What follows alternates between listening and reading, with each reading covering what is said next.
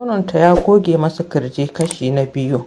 A lokacin da suka je kicin su dafa abinci sai ta sunkuya ta tura duwawunta baya za ta ɗauki wani abu a cikin durowa. Da wannan saurayinta nan ya ga ta tura duwawunta baya sai ya yi sauri yana so ya je ya mannu da duwawunta. Ita kuma da ta ɗaga ido ta ganshi ta gane abun da yake so ya yi. Sai ta tashi a take sai ta ce masa, haba saurin me kake yi, yau fa ni da kai ne a gidan nan ba kowa, me kake sauri? Sai shi irin hankalin shi ya tashi sai ya ce mata, kai su bar dafa abincin nan ma kawai su tafi ɗaki. Sai ta ce masa, ya za a yi a bar dafa abincin nan bayan ni da kai duka mun ce muna jin yunwa, yanzu mu ce mu bar dafa abincin nan mu je mu kwanta da yunwa ne?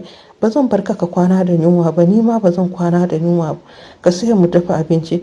Bayan tana gaya mishi haka kenan sai ga wani abu za ta ɗauka ta gefen inda yake, sai ta sake ta goge masa kirjinsa da kirjin taɗin da nonuwan taɗin. Nan take mutumin nan ya rikice, ya kalle ta sai ya gane kamar da gangan take yi. Sai ta ce masa, me kake kallo na haka? Yayi dariya ya ce, a ina kika shiga duk rayuwana, ashe akwai mata irin ku, mijinki yana jin daɗi.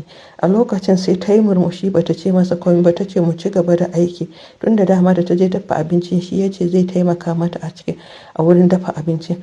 Haka suna dafa abinci sai abu ya faɗi a hannunta, za ta ɗauka ta sunkuya za ta ɗauka sai ta sa hannunta ɗaya a kasa kamar abun kasa yayin nisa ne ko ya, ta ɗaga kafanta ɗaya a kasa ɗayan kuma ta ɗaga shi sama. Kar ku manta ba kaya a jikinta, shi ya san abin da ya gani. Hakan nan ya sake ya rikice amma a zuciyarsa yana jin daɗi. Ina ma da wannan matan za ta zauna ta yi wata da shi, amma babu, wikin ne kawai za ta yi da shi tun da tana da aure.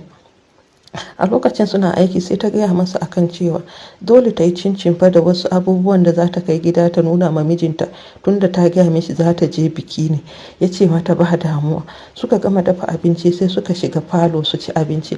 Maimakon ta je ta saka musu abincin akan dining table sai ta je ta ajiye abincin a kasa inda za su ci akan darduma.